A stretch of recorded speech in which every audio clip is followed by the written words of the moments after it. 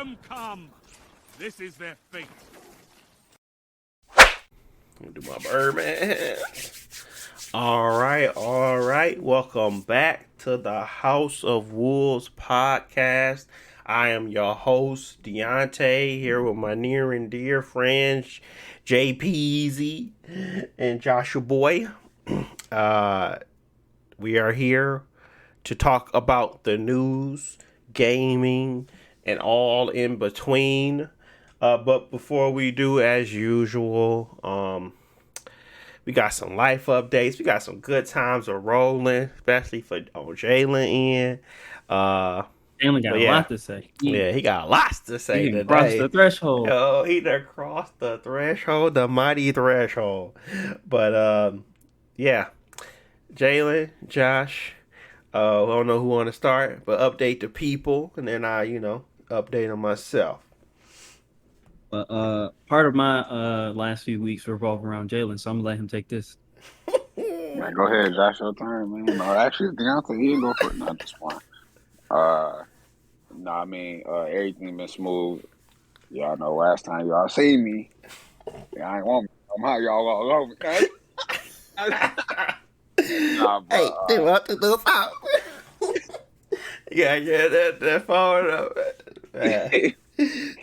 Man, your boy finally graduated. Done with PA school. Able to close this chapter of my life. I still got to do like some other like wrap up things and stuff like that, but man, I've been laying low, relaxing for the past week or so. I'm like, man, this time need to slow down because this relaxation, I've been getting umpteen million naps. I'm like, so these naps, huh? I ain't seen these before. But yeah, man, I'm just trying to figure out what's next. Now I ain't in school for like I was the past 2 years, so super blessed. Happy to see my boys. They came in town to support me and stuff like that. That's definitely love. So yes, sir. Yes, sir. Yeah, we caught a couple L's. You know what I'm saying? As a group, but I mean, we made it out. So true. But I mean, champagne, man. But nah, it was all an experience though. So he just got just a little too tipsy. That's all. That ain't nothing but a little something. Is it 2-2-1-3-3 out 8-0-0? I think that's what it is. Yeah, I think it's 2-2-1. 2-8-0. I don't know what. I thought it was 2-2-1-3-3 out 8-0-0-4. But I don't know. Maybe I'm wrong. But anyways, 2-8-1. Yeah, 2-8-1-3-3-0-8-0-0-4.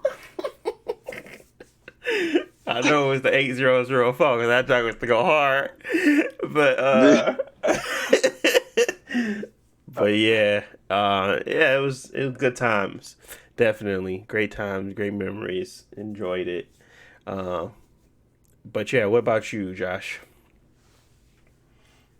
Yeah, I ain't graduating yet, but coming on my last few days this week of school. Gonna have a nice summer, nice vacation, back to a normal schedule. I stopped in Cheyenne for a little bit, showed Jalen some love. Man, Cheyenne, I'm screaming. Cheat on. And they was driving like Need for Speed drivers out there, but Deontay and Jalen got us around the city safe. Otherwise, I'm just excited to be done with school. But not done, but like done for this semester. Can relax because I mean Jalen can attest to it. Like school is crazy, especially like grad school and like post secondary school and all that. I'm gonna get some naps in. Probably play some Apex with y'all again. I ain't played with y'all in a couple months. Yeah, man, missing in action. Yeah. But I'm doing good. How about you, Deontay? You know me, man. I'm just appreciative of friends, family, everything that's I feeling very much so blessed. For real, and like a lot of different spaces and avenues. Just happy. That's all. Just a happy individual at this point in time. There's some weird stuff, sad stuff going on in the world, but I'm just, just being thankful for what I do got and who I am surrounded by, and that's always cool, just cool to reflect, think about what you got, truly what's important, and really be happy and genuinely happy about your situation. So, yeah, that's where I'm at. I'm happy. I'm playing video games, loving the family, loving the wife. There's nothing to really truly complain about at the moment. So that's where I'm at. But been playing a lot of Def Jam Fight for New York. I don't know why, but it's very accessible because that's that beautiful, beautiful Steam Deck. So I've been getting real crispy on there. Cop some new Jordan. I think they had the Jordan 16s, if I'm not mistaken. I forget the number. Man, you caught some Jordans. I caught some Jordan 16s on the game, man. I just said I was playing Fight for New York. Nah. No, it's not the 16. It was the 18s. Yeah, the 18s. Yeah, so, but yeah. I've been just chilling, playing the game, watching my kids. I watched a few TV shows, which we're going to talk about, some of the topics. If you don't know, we gonna definitely talk about that Halo TV show. Very, very interesting. So we're gonna try to stay on topic, talk about games, but there is some other stuff we're gonna talk about too. Stuff to get out the way. Kendrick dropped the album. Kevin Samuels passed. I don't know if we actually. I don't know if he passed before the last one or if it was after, but yeah, it's just weird stuff happening. I'm not saying that he was a idol of mine. That's just weird about the whole situation, how it occurred, and the reaction after death is kind of what I want to talk about. I'm not really talking about Kevin Samuels the person because I would have talked about him when he was alive. It was more about just his untimely death and a reaction to untimely death. But yeah. So let's get into it. Let's start somewhere interesting. What do we got? A lot of hot takes and conversation around right now. We got Apex Legends, new maps, new castle. We got Kendrick Lamar album, that Halo show. Where do you want to start, people? Where do you want to start? Because I can start it, but I'd rather see where y'all want to start. Man, Josh, you got any preferences? Otherwise, I'll say something. I don't know. I normally we go with the longer topic, but if y'all want to do the shorter ones, which might be Halo or something else, I don't know. Okay, let's see. Let's go with the Well, go ahead, Jalen. Sorry for cutting you off. I was gonna say, no, you good. I was gonna say, I mean, we can try something different. Yeah, go for the shorter topics. All right, let's start with Halo. Oh boy. Okay. Let's dissect this. As I was watching, and I got through all the episodes. I'm not sure if Josh got through all the episodes, but I'm pretty sure you read about it and heard about it. And anyways, if you pull that scene out of context, it's horrendous. If you put it into context, it's still horrendous. But it's a TV show. So I just can't I can't say that it was terrible. If you're not sure what I'm talking about, spoiler alert, Master Chief gets some master cheeks. And now when I say master cheeks, he's having sex in the show. You obviously are able to see his face. They reveal his face. They give him emotions, all this extra stuff. He is no longer the Master Chief you know and love, because you didn't really know Master Chief, really, did you? But you don't want to accept that maybe you couldn't really do much with that character if you didn't show his face, which is fine. I might upset some of you, but my hot take, my thoughts behind it are simple. It does not make sense for them to have sex. It's basically it is a war crime. He is supposed to be a general, or he's supposed to be the Master Chief. It's a war crime to have sex with a captive, especially when you think that she works for the enemy. First off, that's just stupid. It's a bad plot line. You shouldn't probably have it in there. But in a TV show, it's fine, because you have to have something that people want to root for. Obviously, they didn't have to have sex to have that happen. They didn't have to have sex to have that connection. But unfortunately, people are talking. And that's pretty much why they put it in there. Because overall, the show is probably mediocre at best. It's not the greatest show. It's not the worst show I've watched. It's not the greatest show I've watched. But there has to be something at the end that causes you to think, okay, this is, I don't know, palatable for the next season. But it's just honestly, I don't know. There's a lot of weird things that they tried that didn't really pan out. Like, the Covenant was just not, it's just not there enough. Especially for them to be the main threat, It was all about their technology and what they could do for you, and finding the Halo ring. It just felt like the longest non-beneficial payoff in the world. But what I can tell you is that probably season 2 might be better if it's greenlit. I can tell you that where they set it up and where they left off, it could be a decent season 2. I'm not going to hate on the show because there's a couple scenes, well, not a couple, but a few scenes that just are out of place. I liked some of the characters. I enjoyed the world. I'm glad they tried it. And some of the locations and the scenery was nice. I mean, it's not next level. I don't know why people think because Microsoft is behind it, they're going to throw millions and millions of dollars at this production. I just think if they can create something that's decent to watch and people will enjoy, just forget about the Halo name.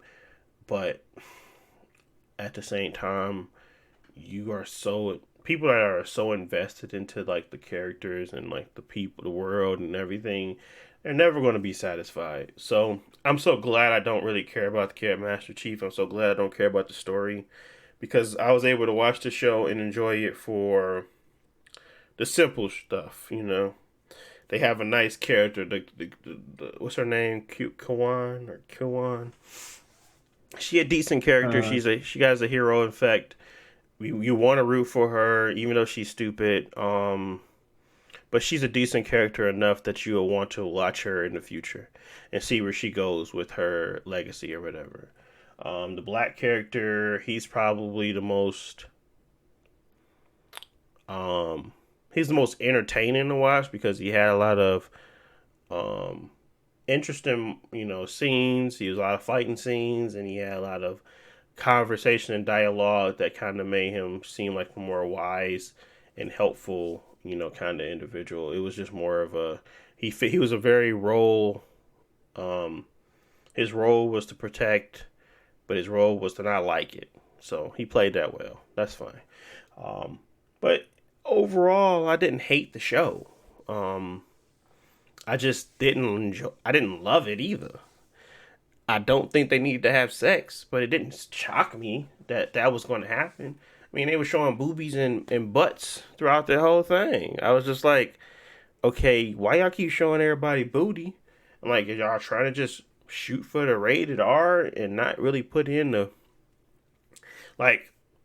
violence and everything that I saw in the first episode just did not match it the rest of the episodes. So it felt like they was playing a trick on us. I don't know. I don't know. It just seemed like a lot of stuff was just starting to, not be the. It just didn't accumulate to what I thought it would be. But in no means is it a terrible show. It's just not the greatest show. I don't think they did. I can't say they didn't do Master Chief any justice because Master Chief is a mute, in my opinion. He has like one-liners. He does cool stuff, but he is not a character that I enjoy to say, "Oh, he's just fantastic. He's so well written." Like that's not freaking Master Chief. So I don't understand why people are so mad with him creating Master Chief. I think if people get over the fact that that is what they chose to do for Master Chief, they might like the show in a little way. But is it like a wreck? No. I just think people are more overtly harsh on those types of shows because they are attached to franchises they know and love for years. So that's my take. It might be hot, might not be. I mean, people might like it. I like it enough to watch season 2. But I'm not running to season 2. That is the take. What's your thoughts on Halo, Josh and Jalen, if you got any? So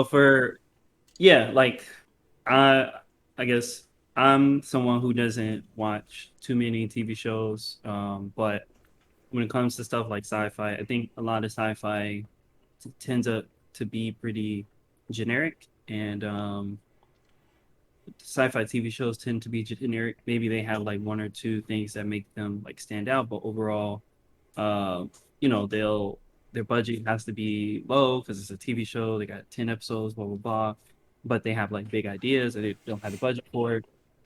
And I feel like this Halo show fits in there. It's from Microsoft, and it's on like a bigger platform, I guess. But they're not gonna give it like full like movie money or like Disney money or anything like that.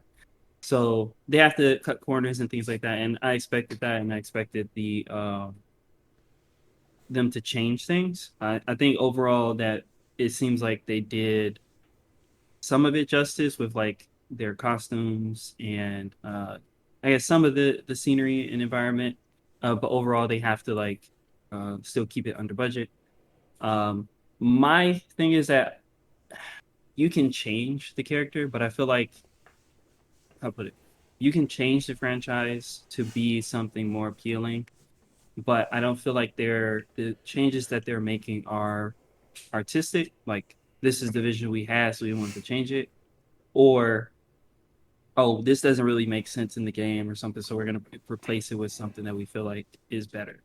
I don't really get that impression from it. It seems like, how to put it, in HBO, like people always say it, like in the first 10 minutes of a new HBO show, somebody's going to be naked because that's the draw. It's rated R. You want to see people fighting, you want to see blood, you want to see sex, and you want to have like an interesting story. So that's what helped people come to it. And I feel like Halo wasn't banking on like fans to get in. We're just gonna get people to watch this because it's a adult sci-fi show, and hopefully they'll stick with it because of that. I don't really mind that, but I feel like they could have done better because Microsoft has been working on the TV show and the Halo movies and stuff since like the Xbox One came out, and this is the best they have from it. And they even had like other TV shows like Halo 4, I think, had like actual like TV show videos in the game or something that you could unlock, and those characters went on to Halo 5, and it's like they've been trying to do it for a while, but this seems like weird that this is their big push, that oh, we're not gonna do this stuff anymore that we did in the games. We're gonna change the story completely, put it on Paramount, and have Master Chief smash it. Master Chiefs is just so funny. But yeah, Yeah. yeah, Other than that, like I can probably critique it for like the story. It don't make sense, and it's like, oh, they're trying to set this up as like this is the reason like other stuff happened in the franchise. Like the Covenant are going to find Reach because Master Chief had sex with somebody. It's like all that story stuff is dumb. It's just I wish they had like a stronger like vision, because I would say like this is okay, but when you compare it to like Star Wars and The Mandalorian, and I know that Halo is not Star Wars, but it's like they took a mute character or a character that has no face and made him like one of the most popular characters in Star Wars just from their writing and acting. And it's like it is yeah. possible, Hmm. but they couldn't do it or they weren't confident in doing that. So they just said, okay, remove everything and let's just have him be like a normal, Yeah, but they, soldier man having yeah, sex with people and doing stuff. yeah. I mean, but they spent 20 million on Baby Yoda alone. I I know they mean, was throwing budgets at that character design. They got years behind them in that. When sure, has but it could have just been like Xbox a ever? normal baby. It didn't even have to be a CGI baby. Like, Nah, they could have tried it, but I feel like the reason why they went with that is because they needed it to do scenes and certain things. I mean, I understand what you're saying. Basically, what I'm trying to say is that within the realm of Halo, there is so much riding on the CGI, the character building, and the world development that I just feel like in The Mandalorian, it's easier to. it's easier for two reasons. Like, yeah, Star Wars is already established, so they don't Yeah, have to establish this brand new you have world. to That I establish get. Halo. But that's also the problem with the direction of the show. If you don't have the budget or the time to establish an entire universe in these 8 episodes, don't do that. Like the good thing about Halo is that there are different stories or there are different games. Like if they just wanted to pick like Halo ODST, it's like it's 6 people stuck in a city fighting aliens. Like you don't have to worry about the Covenant and the Halo rings and like the flood and 2,000 years of blah blah blah and all this extra stuff if you just focus on telling a good story in Halo that people would be interested in. But instead they took they want their cake and eat it too.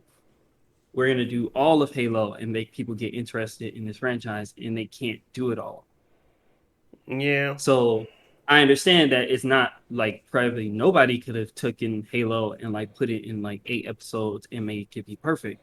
no. But I can criticize them for like you should have went with a different direction. Then do what you can do. Like y'all are showrunners or like y'all done other projects, so y'all should know like okay, Microsoft, this is a little too much. We could do this instead, but that's not happening.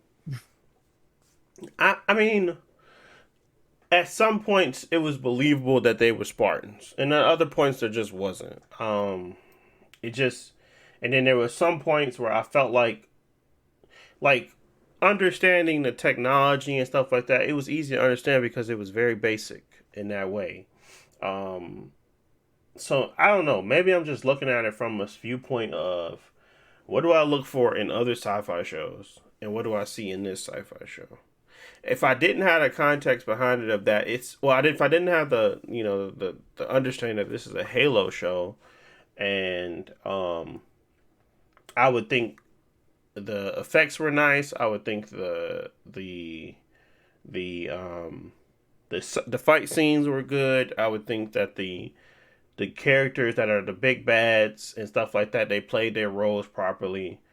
Like I wouldn't have too much to hate on it if it wasn't attached to Halo. So that is why I'm giving it the premise of it's okay, because I wouldn't hate on it unless I had to. But I guess the whole Uh, point. You can't yeah, I separate it. understand that, and like I said, I'm probably like a bias because I would hate on it, and that's why I wouldn't watch sci-fi shows because if they end up being like this, it don't matter what name attached to it. I'm not gonna finish it.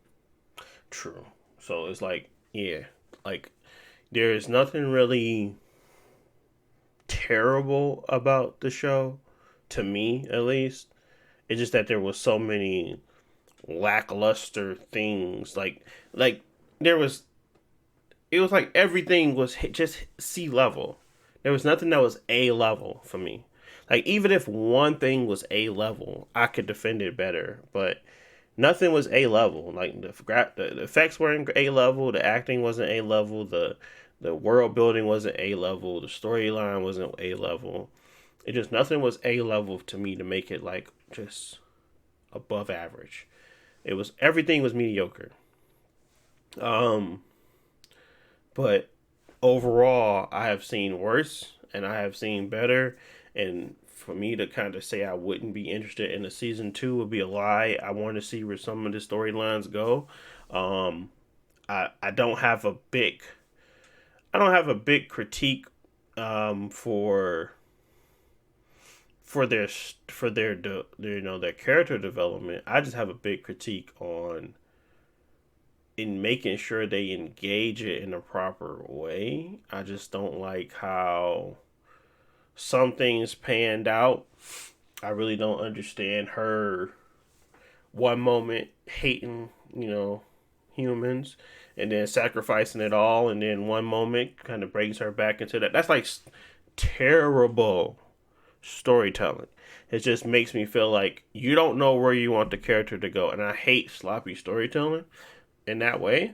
So it just made me it made it worse, because if the story didn't, I don't have to like the story to understand that it's like this is the realm of justifications within it.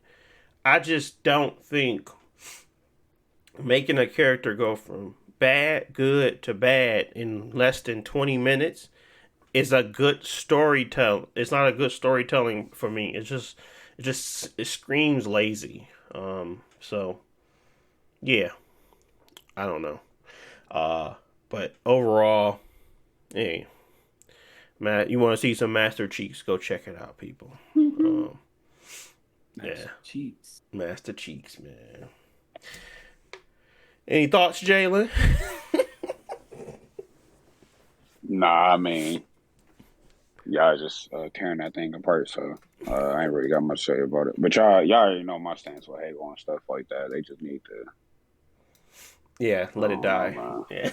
I don't think they need to let it die and stuff completely. I think they just need to stop trying to make it into like a Star Wars or something like that, man. Like it's just Yeah. I will say, even though I enjoy the new game, I feel like 343 or whatever, they don't have how put it? They have plans, but it doesn't have an identity really anymore. And that's part of the problem, where they're trying to reinvent it constantly. Like it's gonna be a TV show, it's gonna be a maybe a battle royale or something in the future. They're just like throwing stuff at the wall. Yeah, and I feel like maybe it wouldn't ever be as popular as it used to be, but if it just stuck in its own place, like Gears of War, where it's like, Gears of War 6 is going to be soon. It's like people are coming back because they enjoy it for it being itself. What it is. And, yeah. I think Halo is so stuck on this big momentum push popularity that it doesn't really understand that feeding your core audience, that's what Destiny forgot, and then they fixed it. Destiny was not feeding their core audience and lost a lot of people in Destiny 2's transition, and they fixed it. They started catering to the core audience of what they enjoyed about Destiny. Grind, which I don't know why people enjoyed it, but that's what they loved. And they loved uniqueness. They love random roles. They didn't want everything to be the same, and they fed it. They fed it like the creature it is. Now it's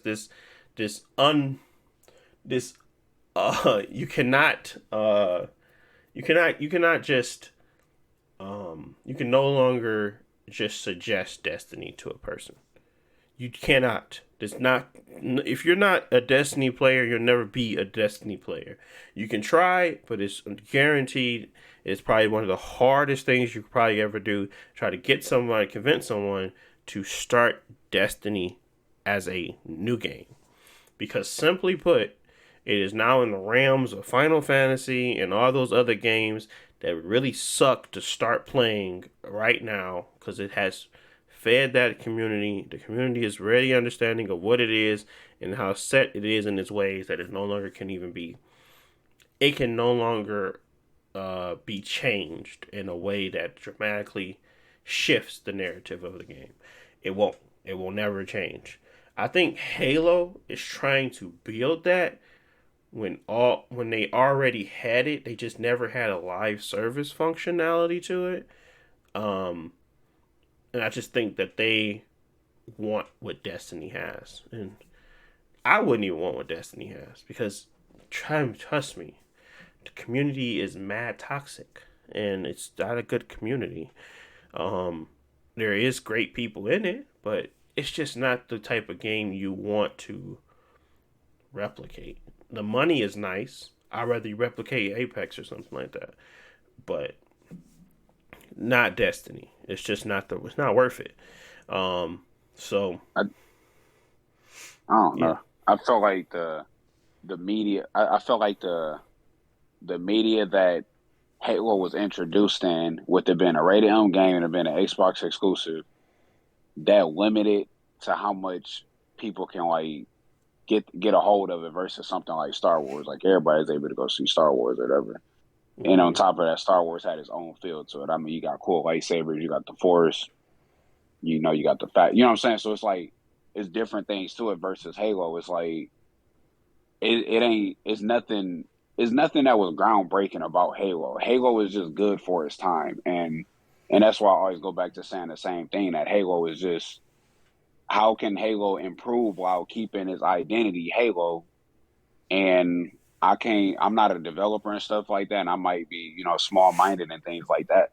But from everything that Bungie and 343 been putting out or whatever, it hasn't shown me anything that's like, it's still trying to be Halo, but they trying to change certain things, and it just don't really have the same entire feel to it. So I think all these different avenues of different medias and stuff that they trying to put out and stuff, they just, like you guys said, they just need to like stay in their own lane and stop trying to do all this extra stuff. And honestly, I would really prefer if Halo had a lot of story to it, which is cool. I would be more satisfied if instead of them trying to keep improving, or not improving, but doing different things, like adding to the universe and all this type of stuff, if they added to the universe within the original timeline, and stop trying to keep progressing the world. This is Master Chief, or where there are more Spartans and stuff like that. It might be an unpopular opinion, but I actually like Reach. That's like the prequel to Halo 1.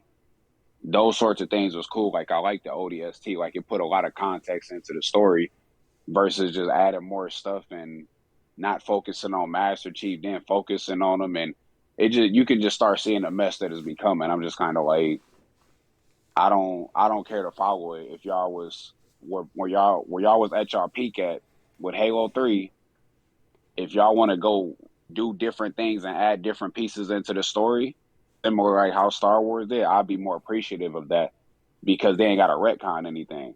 But what they're doing now is just kind of like, y'all adding more things that I need to try to put together. Y'all making it burdensome on me, similar to what Kingdom Hearts is doing. Like that's where I have my issue with them, but it could just be the type of person I am too, but I just think it would make more sense if they kept it, the Spartans don't die, they just missing in action and just different things like that. Like, it ain't that many Spartans, Master Chief, this type of dude, all that type of stuff. I feel a lot more comfortable with the story as the way it was, but I don't know. Yeah, at this point, I'm more invested in, I'm more invested in the Apex Legends story. Like, I feel like Overwatch started something, and then Apex built on it much better than what they did. In my opinion, I know people feel like Overwatch is such great. Sometimes they have better story. I feel like Apex did a better job of fleshing out a world than any other company that has a live service game, in my opinion, because of just simply adding small details and intricate things continuously throughout the game that causes you to now know so much more about people or these characters that they have created. Like they created something, put it out there, wanted you to love it, and then built upon that. They didn't like reinvent the wheel. They didn't try to make you, go. I don't know. It just felt like a easier digestible thing, that honestly wouldn't take too long to get caught up on versus having to deal with like a full fledged game and trying to understand it, and truly putting all the pieces together, because that's what they try to do with Halo Infinite, and calling it Infinite and not really having the foundation there to make it truly that good game. Like in a multiplayer standpoint, I can't really talk to the single player. I did not beat it. So I mean, we never talked about it because I didn't know if you ever was going to play it. But it's the same issue where it's like y'all trying to introduce new ideas, but it's not a clear vision. And by the end of the game, it's like, okay, like, where's your finished idea? Like you started writing this paper, but you didn't finish. You got halfway through and you stopped. yeah, How am I supposed to be interested to come back if you didn't hook me when you had the time? And that's the thing. If they was to just go back into the different time, into the original timeline, Yeah, they already have a finished story. Like they could just yeah, introduce they more could stuff just and do more prequels or stuff like that. But even still, their problem is that kind of like the more recent Star Wars movies, where all right, this first game, Halo 4, is about Master Chief losing Cortana. Cool. Uh, what's the next game? What is it about? Well, y'all didn't like the last story, so we're gonna change it. It's about Master Chief being arrested and Cortana's back. Like, okay, fine. People didn't like that story, so what's Infinite about? Oh, well, this story is about getting rid of all that old stuff and introducing the new flood. So, like, where is the trilogy if y'all just did a trilogy? These are completely separate games with completely separate stories going nowhere. yeah, that's why I'm saying if they did something when the game was at its peak, left off on a good note on Halo 3, then that would, I'm not going to say it's going to correct everything because they can still mess stuff up. Clearly, they showing that they incompetent, but I Yeah, feel I like mean, they've been left more pieces. they should have just left Master Chief in Halo 3, honestly. Just brand new Spartans like Halo Reach. That way yeah, you can do whatever you want. You want to change it, you want to make a battle royale, blah blah blah. Oh, Master Chief wouldn't do this. It don't matter. He's not in the game. So yeah. I think That's them pretty wanting true. to keep that iconic character kind of was their failure. yeah, because Halo Reach showed that they don't need Master Chief. Like people love that game, and he's not in the game at all. Yeah. Well, I mean, I'm pretty sure they could have told a great story without Master Chief being in the game, and that even in that movie, and that I mean, I'm talking not in the game but the TV show, because I wasn't really interested in Master Chief, to be honest with you. I was more interested in people around him and the world in the world, but and maybe that's just because I didn't like the character in itself. He just didn't seem to. I don't know how you try to build. What was really funny is how they try to put emotion into a character, and then he just becomes very one dimensional. That's Yeah, funny to me. he's weird because he has no like life or culture or anything like that. Like Mandalorian people like him because he at least was like This had is the a way. culture and a This is code. my Yeah, way. it was You know what something I'm unique saying? about him. Master Chief is literally a military dude who been in there since he was 5, and he has no life. He has no social life, no friends, no nothing. So ain't nothing you can do with it, other than like him becoming like crazy, like Doom, and just I love killing. But they don't want to do that. So, I mean, Yeah, I didn't even know he can fornicate, bro. I thought he might have had blue balls or something. I don't know. I mean, he was all he do. He's a Spartan, you know what I'm saying? Like you see, he was kidnapped when he was a kid, turned into this war machine, and I Yeah, it don't mean, make sense for him either. Like if it was the Halo Reach characters, it would make sense because they were like real adults who, had lives. He didn't have a life, so it's just weird. Yeah, really heavily influenced by flashbacks and him just experiencing the world, which is fine. That's a cool angle. Just make the world more interesting. If you're gonna be exploring the world, and he's gonna be now the eyes of the new, where you see everything for a new, like from a new perspective. Take us to the world. Don't just have us sitting on one planet and not really showing us nothing and trying to deal with the conflict that we have no understanding of how bad it is until like the last episode, right, where they finally show the Covenant destroying a whole planet. Um, but that was like the last episode. And it was just like, y'all ain't really do this right. So, I mean, it's fine to me, simply, like I said, simply because I'm not judging it off of it being a Halo show.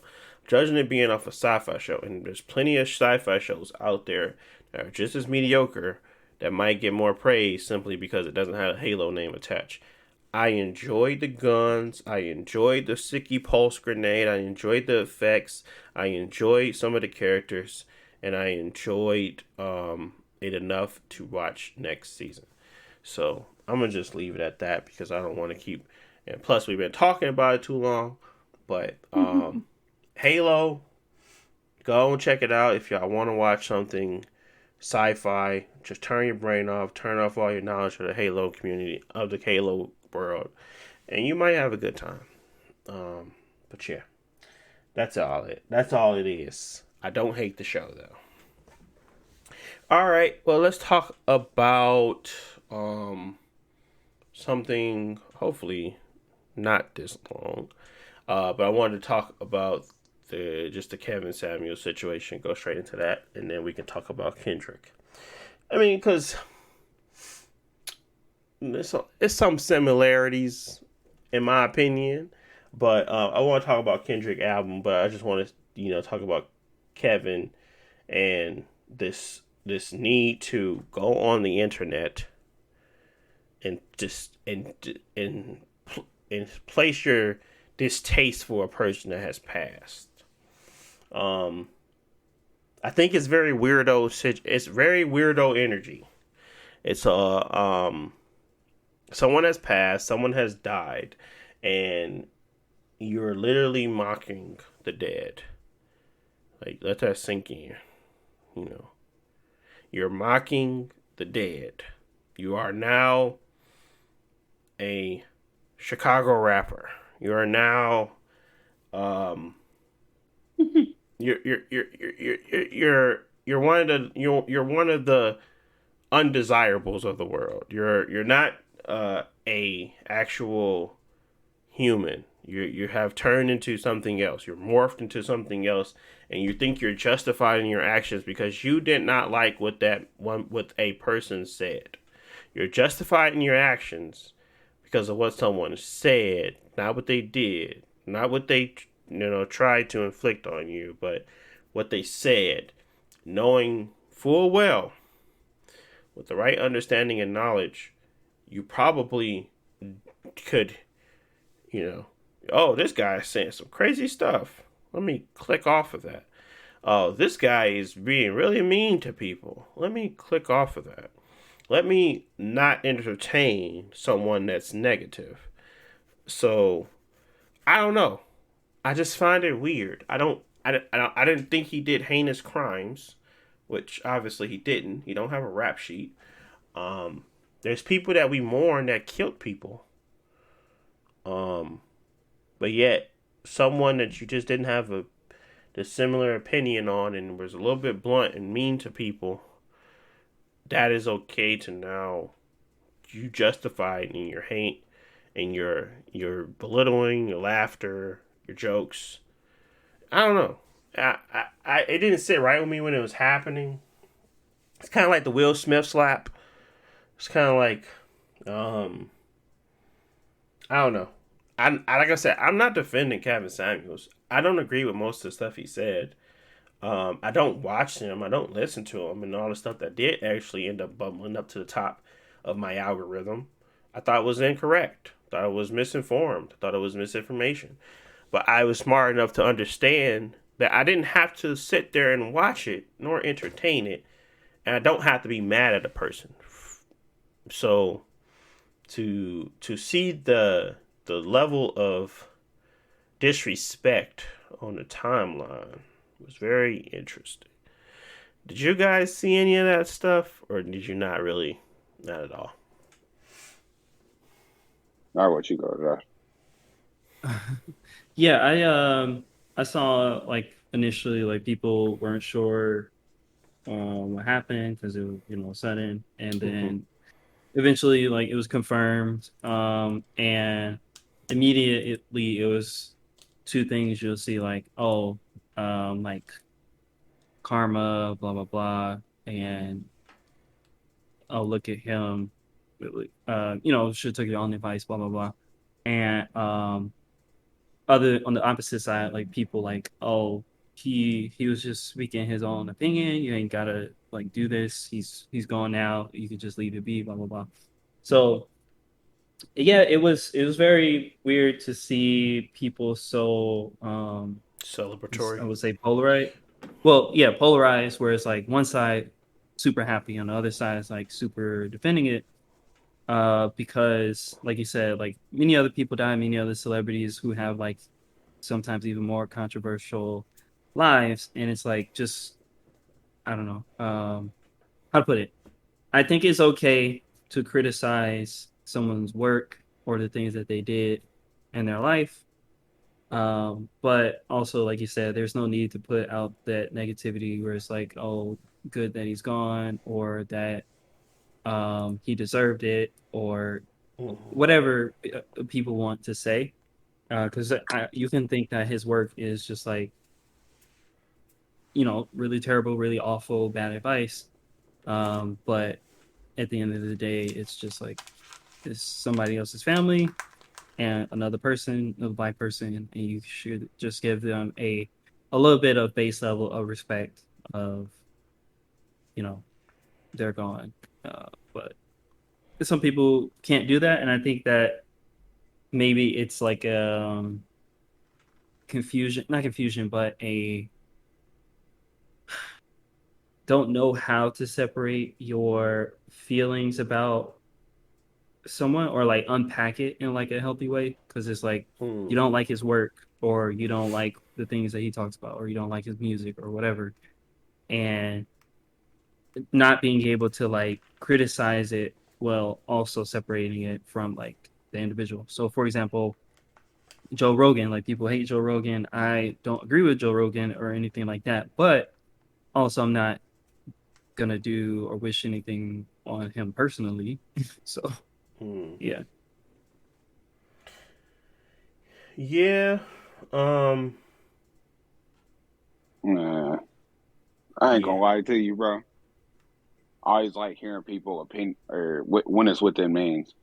I like seeing different people's standpoints, understanding why people come from different, perspectives. So like when Kevin Samuels, I ain't gonna lie, I ain't gonna say I like the dude, but I enjoyed hearing some of the things he had to say. Of course, his more crazier stuff is gonna be the ones that pop up on people's timeline, and not the little, the rest of his show, Mm-hmm. So I think a lot of people had a misinformed idea of this guy because most of his crazy stuff will pop up and not the stuff he'd say. And he, from my understanding, I think he talked to dudes too. It just wasn't women, but it was a lot of women that was happy that he was dead. And I'm just like, why are y'all happy that there's a human being that didn't affect your life doing whatever it takes for him to be relevant, make money, make a living, and stuff like that? Um, Which you Yeah, why it can't is was make money if people not interested in what you're doing. Period. So and there's and people and was that's nothing. what I'm wishing saying. bad things to happen to Reverend X. Like, yeah, you're right. You you Gen have to Ra. do something different in order to get something different. Is what I'm getting at. Mm-hmm. And y'all stupid. And he was doing something different. And my thing is, some of these women wanted to be on the show. They Yeah. wanted to talk to this dude and all these sorts of things, and they got mad for some of the crude opinion, or not the crude opinion, because a lot of people might have the same opinion. His crude delivery Mm-hmm. and trying to drive home a point, because a lot of these women think they're, I guess the analogy, I was just talking to my boy Ron about this. Everybody can't be Michael Jordan, like, but a lot of these women have that fantasy that they are, and that's fine, like, to some capacity, but it can't impede on how you. I ain't even finna get into that. I mean, Don't we see please. Yeah, social yeah. media. I was about to say, we see social media. We see people doing whatever it takes, whether it's OnlyFans, whether you Kevin Samuels being crude, or if you smacking people on, Oscars That's and good. stuff like that. But That's my good. thing is, regardless, these people, what they're doing and how they choose to live their life isn't affecting yours. Agreed. Unless Kevin Samuels said something to you and strangled you and tried to wish death upon you or something, he ain't. I mean, he can't be 50 Cent saying that, but not just fine. But why should you praise another person's death and they ain't never did nothing to you? I feel like some of the people that was saying that, some of the things this dude then said, y'all felt as though the shoe fit, and y'all took offense to what he said. Yep. And all his stuff wasn't incorrect. Like, some of the stuff he was saying, he was just saying it in a crude manner that some people probably just didn't want to hear about it in. I mean, I ain't gonna say he ain't tear some women down and stuff. I think some of the stuff he said was a little over the top or whatever, but it was some stuff that some people asked. I'm not gonna say they needed to hear, but they asked to hear it. Yeah. So that's just my thing. Like I said, I like hearing different people's opinions. Some of the things I resonated with what he said. Um, just how I view the world and what I see on social media, because y'all know I stay on Instagram, but at the same time, some stuff he said didn't need to be said. But at the same time, it's his show. He can say whatever he wants. He got freedom of speech. And people got on there and asked to hear it. So that's my thing. Yeah. Uh, but yeah, it's it's just very weirdo behavior. We're very weird to kind of have to think about it in that way and see people really having a joyous occasion. Um, he's not like, he wasn't no leader of the free world. He wasn't someone that was really creating and building things to kind of hinder you. It was just a guy and an opinion with a mic that people tuned into, because you can't really be popular unless someone tunes into you. It's just it's not possible. It's not possible for you to get millions of views on your videos and all of it's hate. Some people are in there just trying to understand and trying to get more information on what they think you are credible on. So, Yeah, and he's a weird situation because a lot of people like hate him, like he's the worst thing for the black community, or he's like giving the best relationship advice that nobody wants to listen to. But like people like that, or like shows like that, have existed for a long time. Like you go mhm. on Jerry Springer, or you go on Montel, or what's the Judge show? Anyways, but it's Judge like, Mathis. or Judge Mathis or Joe Brown and all that stuff. And honestly, I feel like you would hear worse advice or like worse conversations on like regular podcasts with like Mhm. what's that dude? Adam Adam 22. yeah, or just like normal podcasts like talking about anything where they Uh, had girls in there and like, oh yeah, you know, I took the whole basketball team back to my hotel, blah blah blah, and they just talking about dumb dumb stuff. Duh, yeah. And so I don't know why they got that much strong energy against him. Maybe because it was like presented in like a pseudo professional way, and Yeah. so it had more weight to it. But yeah, I think people was mad at him because he was arrogant and confident with what he said. I think that's the true reason. Everything he said behind, I'm not, I didn't watch the show entirely, but the way he presented his facts, the things he said, the absolute confidence, or if you won't even go as far as call it arrogance, with the things he said with his delivery, it was a force that they couldn't top on. I think that was the reason they were getting mad. Like they couldn't, like he just felt like he was unstoppable, and I think that's what drove people up the wall. I don't think he I ever. I honestly don't think think he apologized either. So nah, I mean that too, but he just like, nah, this my show. I'm gonna say what I want. Y'all gonna yeah, listen or y'all gonna leave. I don't care what y'all talking about. What I say is right and what y'all say is wrong. Like I don't care about the rest. And that they felt like they was talking to a brick wall, and the brick wall was like collapsing on them with the words that he was saying. I think that's what people really got annoyed about.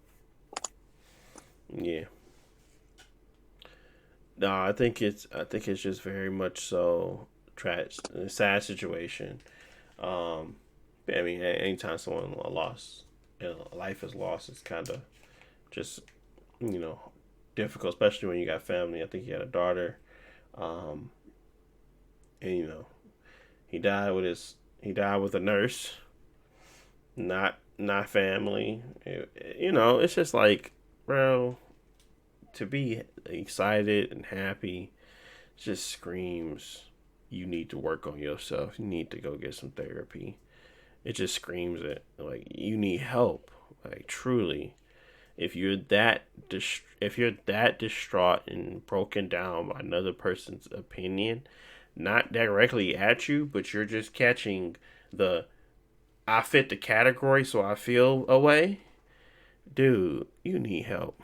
You really do. Cause it's not that deep. Only time it's deep is if your situation is so trash that you can't even admit to yourself that it might be you, and that's when people feel it the most. It's like I don't want to believe it's me, so everything else is the problem. And now that you speaking to me directly and saying that this is the problem, you're the problem, it sucks. And now I got this hatred for you because you exposed me as the fraud I am or something like that. Whatever the case may be.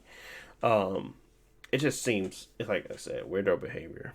But rest in peace, Kevin. And it's just a sad situation. But what I wanted to switch to real quickly was that Kendrick Lamar and a lot of the stuff that he was saying in '95, We Cry Together, Purple Heart, Die Hard, United Grief. He was just talking Savior, Auntie Diaries, Mr. Morale, Mother I Sober.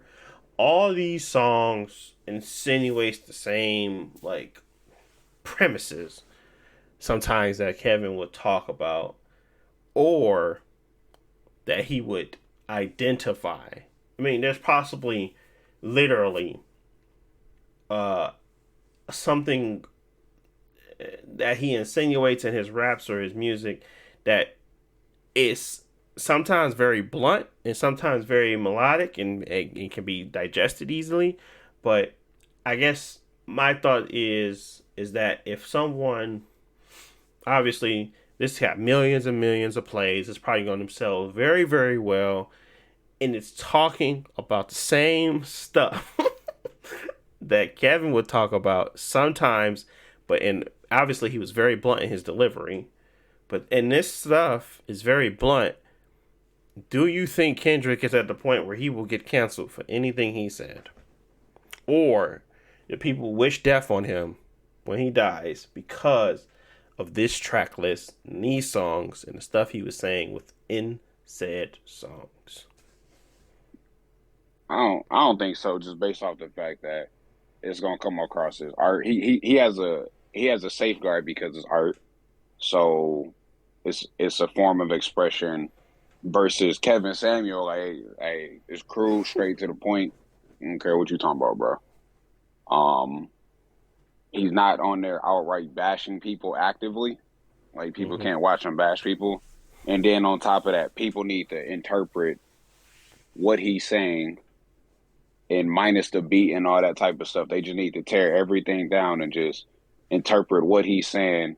And then from that point, they need to actively know that this is what Kendrick is saying definitively, to say that this is what Kendrick's saying. He's tearing us down. He's in the same thing as Kevin Samuel. A lot of people are not gonna take it that way. So I don't think he's gonna get canceled just off that. His Yeah, delivery is way different. yeah. I think I think trying to say the same thing over and over again, because a lot of these topics and a lot of these thoughts and all this stuff, this was said and done in Pimp a Butterfly and in Good Kid, Mad City. There's some things that are newer, like Auntie Diaries, Mother I Sober, Father Time. Even though he talked about his dad and how, in certain situations in life and basically storytelling previously on Damn uh with the ending song, I forget the name of Duckworth. Um Stuff like that, Like the premises of his albums are very similar, but I guess in this one he was a little bit more blunt to me. So I felt like it was more of the Kevin Samuels esque delivery. Because Worldwide Steppers is ridiculous. Father Time is ridiculous. Auntie Diaries, you're talking about the community and how they approach gay people and how they think about it and how a lesbian can be included in festivities.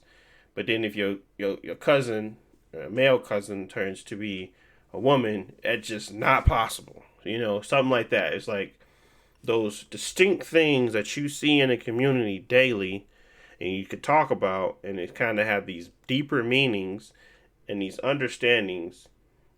Even when we on United Grief and how he's talking about how we grieve and how we see things in the world. I mean, these are universal problems, but they're just so. I don't know. In this album, I just felt like he was so direct that you can't miss the message. And if you're missing the message, it's just you're blind. You're literally a blind person. There's no way you can miss the messages in all these songs. There's no way. No way. But, I mean, some people can really try and do it, make it work. But I just think that's why I kind of started to think about Kevin. It's just the fact that I think Kendrick is tired of hiding behind the art. Like, we cry together. Like, come on. Like, yeah, it's poetry slam, but it's the most raw poetry slam I've ever heard. I ain't even And gonna lie, bro. I ain't even listening to that whole song. I got tired of listening. yeah, it's because you get to the point where you like, okay, now you preaching, but and it's Nah, it's not just like annoying. it's There's not too like a much good cussing. song. It's not a good song in that manner. That's what I'm saying. It's not meant to be composed to make you want to play it over and over again. It's supposed to be shock value and it's supposed to have a meaning behind it. That's it. Like that's a throwaway song. That's track number 8. Nobody's going back like, oh, this is so good. I gotta play it again and again. But it's supposed to make you feel something. And it's supposed to make you actually think about the perspective of what your mindset is and how these kind of relationships, these toxic relationships are idolized and how they just stay the same over and over. It's the same cycle. So, no, I'm not saying that that's the greatest song composed. I'm saying that song is meant to play a role in the entirety of things, because then you roll into Purple Hearts and you're talking about the mending and like, you know what I mean, bro. It's a artsy album, and it's very much so meant to be played in that manner. It's not meant to be. It's not meant to be. It's not meant to be pieced away. I just don't think it is. I think it's meant to be played through and through. And Yeah, I think that the I mean, I didn't watch much Kevin Samuels, so I don't know everything, but most of the stuff was just more like controversial opinions about how you should live your life, who you should be in a relationship with, stuff like that. mm-hmm, And with Kendrick, it's those topics as well. But one, I don't get the impression that he's actually trying to pass judgment on somebody. And but also, even if he is, it's up for interpretation because it is music and it's not just Kendrick coming out and saying like, oh, if you in a abusive relationship and you go back to that person, you an idiot. Like he's not I saying think it's those things explicitly. yeah, yeah. I think it's that way because he is using himself as the he is using himself as the subject matter, like Mhm. mirror, mother I sober, like these are stories he's embedding himself into, so it's personal. So it doesn't Mhm. feel like he's attacking anyone, which I agree with. But it's like it's like a level of personal that you feel like, okay, I have to reflect on myself because he's so deep into this. So it does feel a little judgy. I don't know. To me, it does, but at the same time, it does. But to Well, me, so it does, I especially on I N95. understand that, but also like the whole album is controversial, and like you said, y'all don't think people would try to like cancel him for it, but I think that there is like well, obviously some people will cancel any people for anything, but I think that there is a good amount of people that would try to cancel him for this and for a lot of things. And I think that he knew that going into the album and still made like conscious decisions to do the way he did it because like the last few songs are all about personal trauma and like abuse and like people in your family or in your life who have like hurt you or your other family members in some way. And then it's also about like him saying eventually like, I forgive you and I'm going to move past this and stuff like that, but also to include somebody like Kodak Black in the album, who I personally don't have any problem with his music, but people like really don't like him for his like life because like he's done crime, he's robbed people, he has like a bunch of cases for like sexual abuse and stuff like that, and so it's like, well, Kendrick, isn't it hypocritical to be talking about like sexual abuse or anything like that? And you have somebody who has like that history or could have that history. But also he Mm-hmm. might have known that going into it and still decided to include him because the whole point is about like forgiving people or like accepting people and their flaws. And so I think that regardless of what Kendrick does, people will always like, um, not like it, even if it's well intentioned. But also because it is art, because it is music, there is a level of protection behind it because this is art. Mm. And yeah, I agree. I agree with what you're saying. I agree with that. Um, and that's why I got to keep listening to it. And if I haven't said it already, I love this freaking album, and I think it's really great. I think there's a lot of things that you just need to re-listen to. I'm going to be listening to this for a while. I'm not saying that it's going to be the album of continuous listen, but it's going to be like another Pimp a Butterfly to me. That's what it is. People didn't Yeah. like Pimp a Butterfly for me. And I really enjoyed it. I played it thoroughly through all the time, and when I want to be in that retrospective and going back and thinking about my life in general and like some of the flaws and of the world and some of the flaws of myself, I listen to songs and I listen to albums that really kind of make me think about stuff. um and this is another one of those great ones that just kind of made me think about a lot of stuff, made me think about you know and really have a good conversation. Like I can literally have a conversation about each song. That's how good and like that's how much thought it went into them. Hmm. So that's what I mean. That's what I'm happy about. It's just good music, but at the same Yeah. time, this is meant for you to. It's like a jump off point for people to heal, people to understand, and people to try to really articulate emotions of why we the way we are. And this is and him using himself as a, like you said, him using himself and I feel like an attack makes you just reflect in a different way. Kevin Samuels is attacking you and saying the same that thing, but maybe this is more of a, well, this is how I am. What about you? And it's kind of like that Hmm. situation. So, um, yeah. Yeah, I liked it a lot too. The I think I told you the other day, but the first time I listened to it, like I don't know, I think a lot of people are not happy with the album. I liked it a lot. The first time I didn't like fully understand like Mm-hmm. the whole connection and everything. Not even like the story, but like all the songs are like very different sound wise and topic wise and stuff like that. And so putting it all together, I didn't know how I felt about the whole album. But going back through, like I feel like it's some of his better work. It's not Good Kid, Mad City. It's more like poetry and spoken word and like a Mm-hmm. lot of meaning behind it, which he's always been known for. But the music also fits with that, where it's like jazz and piano and everything. Mm-hmm. And so I like it a lot. I feel like artistically it's stronger than like Damn. I like Damn, but I feel like it was also his, for me, one of the weaker albums. Just Mm-hmm. because I don't know, some of the songs just didn't do anything for me, and I felt like the overall message was weakened because of those missing songs. Maybe because it was short.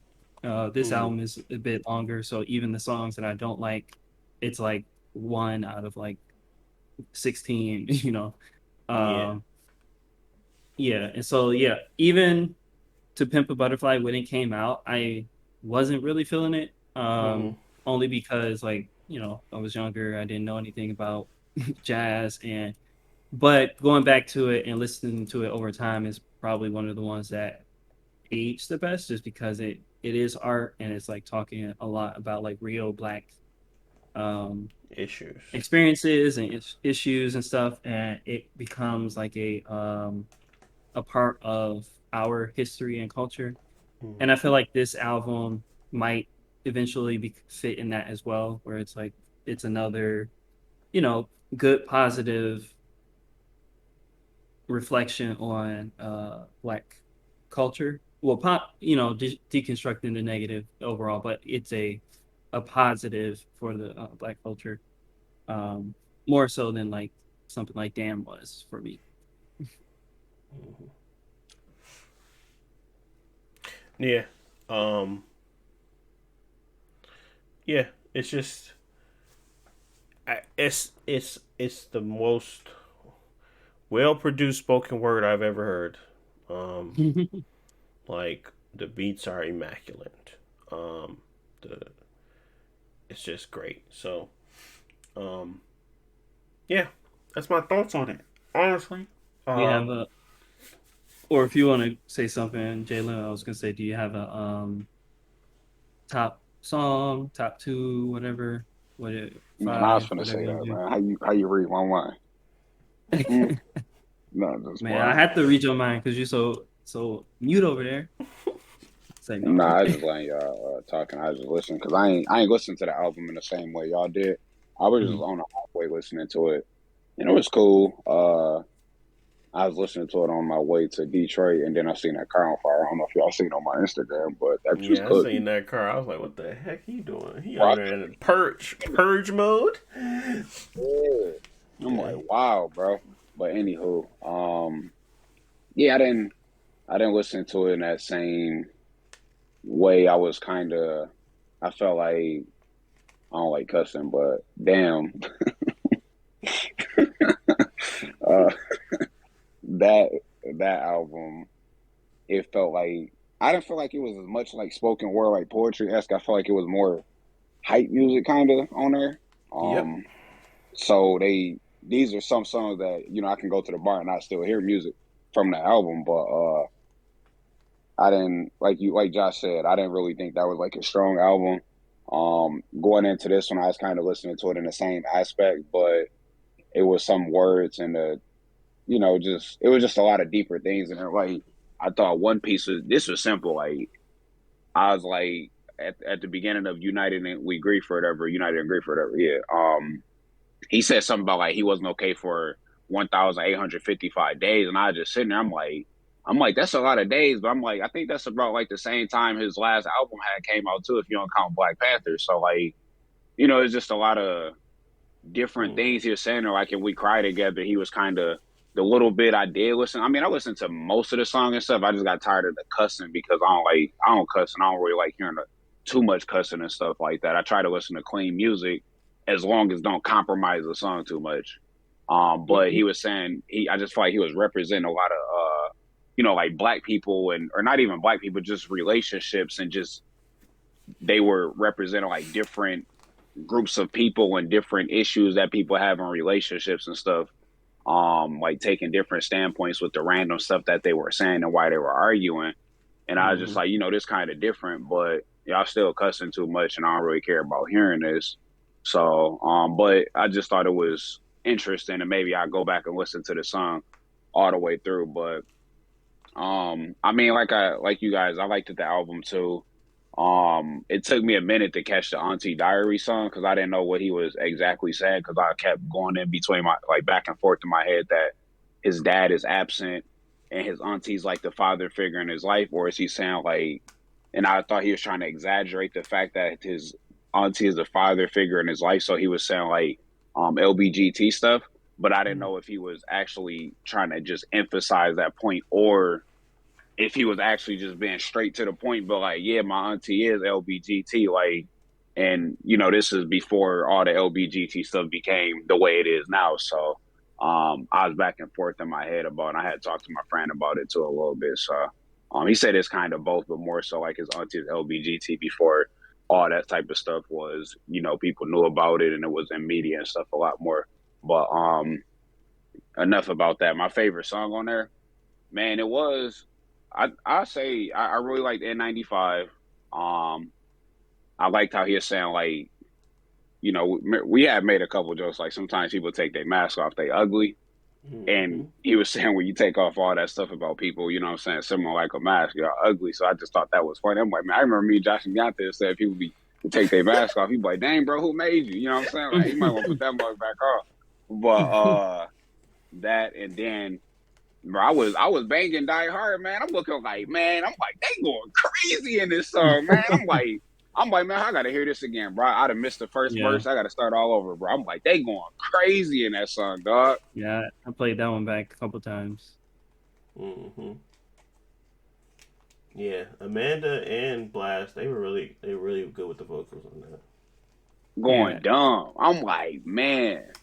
And all of his like singing features, at least, I thought were like really, really good. A lot of the artists I didn't know, but they still came out really strong and fit the music as well. Yeah. Father Time was good too.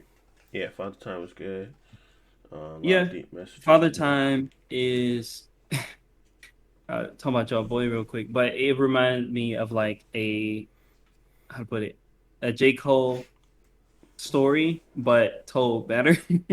I mean, I like J. Cole, but he always, talk about his mom or dad or different people and stuff like that, blah, blah, blah. But it doesn't always hit for me. It's like, okay, I don't really want to hear the whole story, but Kendrick, it was more like, this is the stuff that my dad did, but also it like helped me still in some positive ways, but I wish it was better or different, and not just saying I had a bad life with my dad or something, Yeah, I was just thinking about that too. I was like, my dad, the only reason he probably didn't just go back to work after my grandma passed because he's not working. Like, but all his brothers did. They'd be working right before the funeral. It's just, I don't know. It's weird, You don't think about it like that, but when you think about it, you're like, yeah, ain't no real stop. So it was just a lot of perspective stuff. I was just like, dang, I don't really think about it like that, but it's facts. You don't really grieve like that. You don't really think about it. You just move forward because you kind of conditioned to do so, and yeah. So, but yeah, like I said, every time I was listening to something, I had to play it again because I was like, bro, I missed a bunch. Yeah. So it was just kind of like, going back and playing it again and again, and sitting with the music. I pretty much listen to everything back to back. United in Grief, N95, War Rock Steppers, Father Time, Die Hard, Rich Spirit. I like We Cry Together, but I also like just Eminem, and that's basically it. Crown, Count Me Out. The only song that I guess I don't listen to that much is Purple Heart. It's okay, but it's not my favorite. And maybe Auntie Diaries. I like the song, especially because it's kind of like, what's the song on Damn? Like the first one. No, it's on crap. What's the song about him giving a homeless man $1? Whatever that song is. The ending is kind of similar to that. Homeless but man $1? Is that the how much a dollar costs? Yeah. Yeah. Where it's like it's a long story with a point at the end, and you're listening to the story to get to the point at the end. Yeah. I like the song, and I'll listen to it every now and then just to like get that message. But it's not my favorite like to listen to all the time. But otherwise, yeah, everything I like, and especially the Heart Part 5. You ain't like that Ron Isley? That no, because Ron Isley on that song. Yeah, I love his on that song. I like the song, and I'll listen to it. But it, like I said, I'll listen to it just because like the message at the end, is like it's the whole core of the song. Yeah. Yeah. It's not like, oh, I want to hear this verse or this part. Like maybe I want to hear the hook or stuff like that. But it's about the message. Yeah. Gotcha. Yeah, a lot of these songs are like that for me as well. The only one that was like bars, I was like, God, dog. He was Savior interlude. Baby Keem was barring it up. I didn't think that was Baby Keem, and I was like, God, dog, bro, you going crazy. Yeah, he did good. I don't even like Baby Keem. I don't like Baby Keem either, bro. I will say, like, they help each other, like they write for each other when they find out. So I could definitely see like it's more focused when he's with Kendrick, and Kendrick is like helping him stay on topic, and it's great. But Range Brothers, blah blah blah, garbage, trash. Yeah, they must have gave him the Trash Boys. They said, man, keep that 5 for my album. But yeah. Yeah, I really enjoyed it. I can't say that enough. And a Heart Part 5, I was gonna say that. It's really yeah, definitely. And that wasn't even on the album, so it's just a lot of good music out. And I'm glad we kind of had that moment to kind of chill and just think about it. Rolly gang. Yeah. Top of the morning. With my range, brother. Top of the morning. That's the hardest part. Let's get it. That's the coldest verse on there, man. I'm like, bro, he popped the blood vessel hard. He said, I will say, as soon as I heard, what's that song? He like push these niggas off like. Oh yeah. Hey, that track was funny. I'm like, I forget what song that is. Said that. Is that It's one of the early songs. Yeah, I think it was. Is it Rich Spirit? It might be Rich Spirit. Bro, I heard that. I was like, I'm like, you said that? I mean,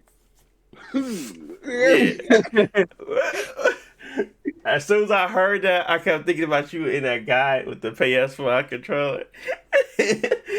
God, And the dude that was talking about the scams and stuff. That's exactly what I thought about as soon as I kept hearing it. bro. When I first heard that, I thought about the first time we started saying we was playing Smash Bros. We was like, yeah, bro. Mario got that dumb move when he do his down there and then he push you away. He like, I mean, I'm like, I heard Kendrick said, bro. Mario popped up my head like, I'm like, bro, that hood handbook. But yeah, definitely a great album. If you haven't listened to it, give it a listen. Got a lot of good moments. Got a lot of good retro, like just to reflect on stuff.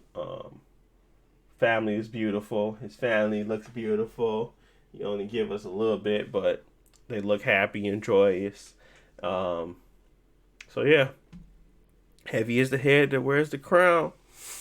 But next thing I wanted to talk about was Apex, and I'm sorry we took the longest route to get to the video gaming, but Apex Legends New Castle. Let's talk about it.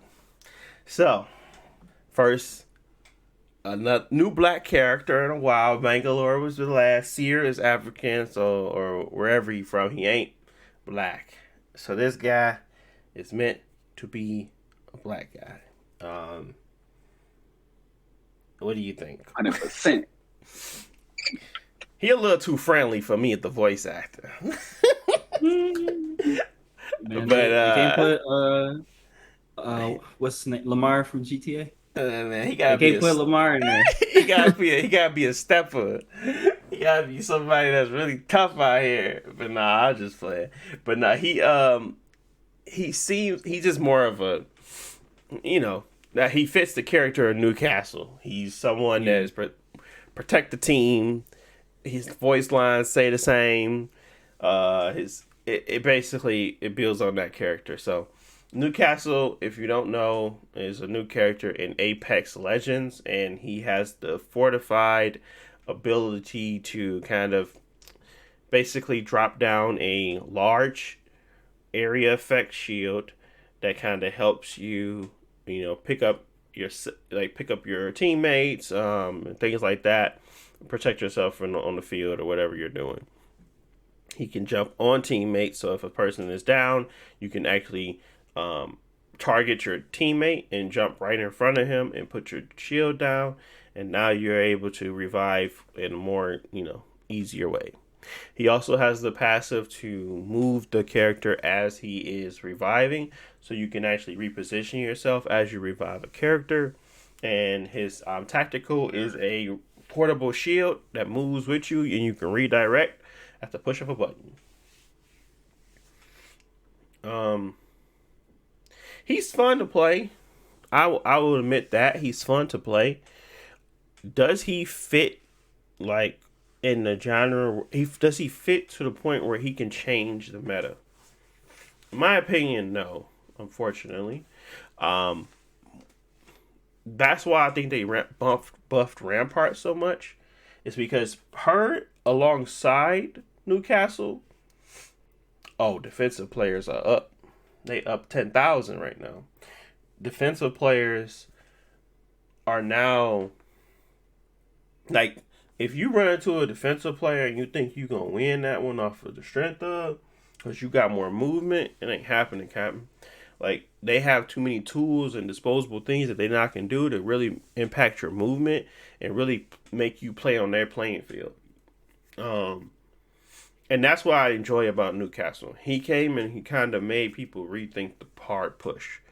The hard push is really hard when you got someone like Newcastle on your team who can not only throw down a mega shield that actually stuns you if you try to climb over it, but you also could just roll back out of there with your knockdown shield up and still be protected as you revive people. So it's just a win-win in a lot of different situations. So that's why he doesn't himself change the meta, but him and and you know, it's with in synergy with the rest of the, you know, defensive character, it does.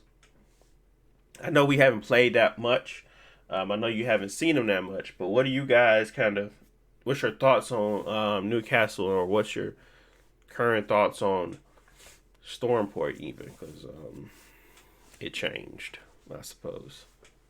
Man, they added Cognazo on there and thought this map was going to be better, bro. Explain who Cognazo is.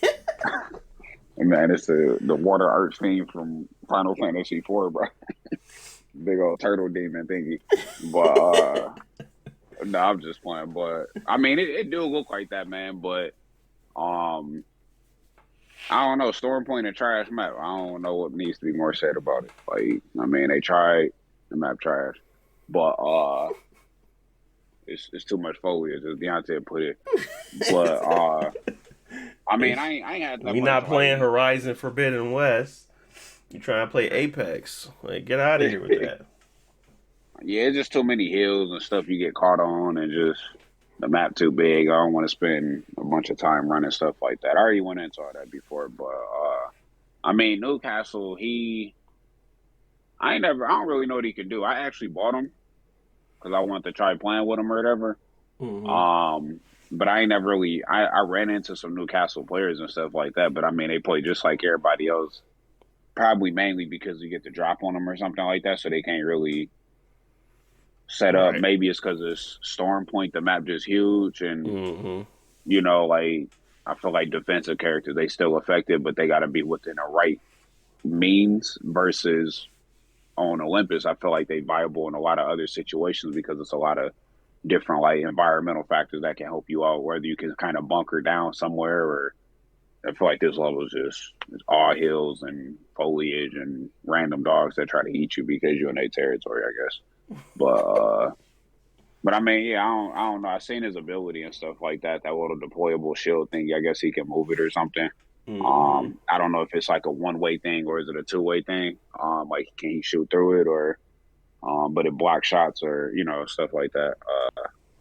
Or I shouldn't say one way and two. I should say maybe one way or you know no way. I guess would probably be better put. But yeah, I don't even know what his super doing stuff like that. He seemed like he kind of thicker on the thicker side. So I mean. I don't know if you like a bigger hitbox like Caustic and Gibraltar, but yeah, I don't got a whole lot. You know, me Lifeline till I die. Come and get your Lifeline package. I'm not just playing, but I ain't really got a whole lot to say. You've been playing with him, so I'm sure you got the you know you got the most to say. Yeah, I think he fits that angle very well when it comes to building off of new, better, and defensive characters. Like, people, I mean, Gibraltar is probably still one of the top tier players and top tier characters for ranked and you know any game play because he's just so easy to understand and like he has a area effect dome that you can just stop damage from all sides, right? Newcastle very much has to be a little bit more strategic, but the thing about Newcastle is he's very mobile, so he can push really well with his shield up and being able to redirect it to push up on a team. So, say for instance you're stuck in a zone and you're trying to really push to get a team out the way. You can literally throw that thing down and let it guide you into the you know safe zone where you can actually push a team and get them out of their square. So, and on Storm Point, it's not the greatest because there's just so much distance you have to travel to get to another person. But seeing this on Olympus, World's Edge, when you're trying to get from that one building, you know, King of the Hill to, you know, or even trying to come from that building we love to land on and go to that King of the Hill building, like he's gonna make those pushes a lot easier for non-mobile characters like Lifeline that we play with all the time. So, it's just a unique way to unlock new abilities and new techniques, and that's what I really enjoy. Obviously, Rampart, her defensive is not moving as you go. You have to let it wait and set up.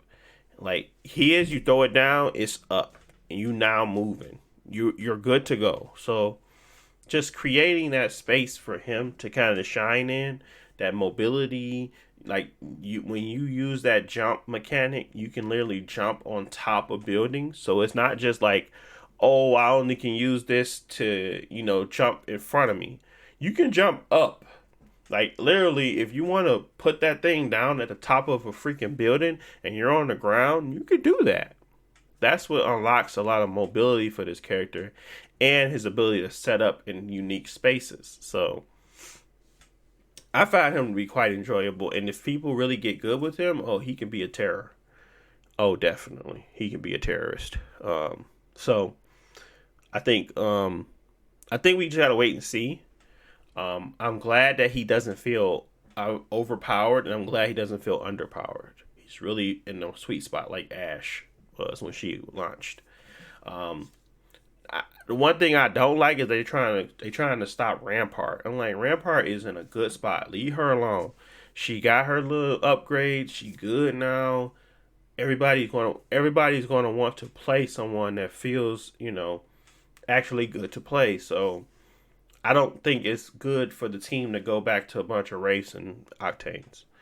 I don't think it's good for the Apex in general. It's to have a bunch of octanes and race running around. So I prefer people to have a defensive character, get used to other characters outside of just those two main ones and all the other movement characters. I really would like defense to shine because then it gives you the other options to kind of really use those unique abilities like fusies to kind of get people out of their cover, things like that. So I'm enjoying them.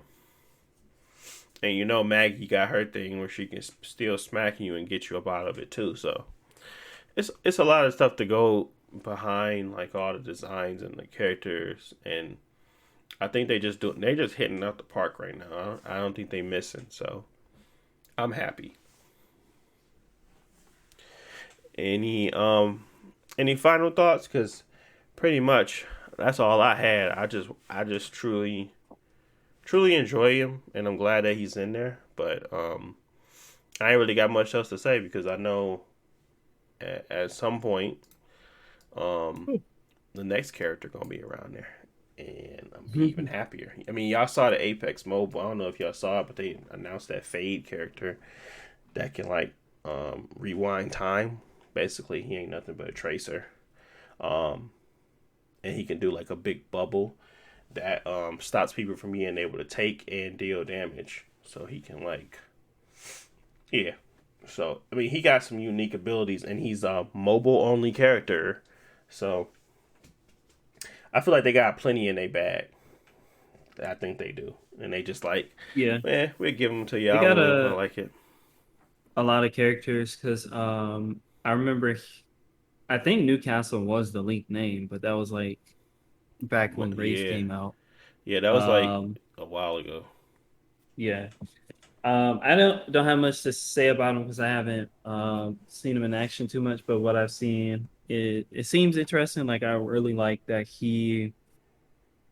his abilities seem unique in the sense where he has like the big jump, which no other character really has. I mean, like Loba can throw her thing, but he combines that also with like the defensive part, and so that gives him a nice, unique personality where he can hunker you down, but he's not just stuck being in one spot.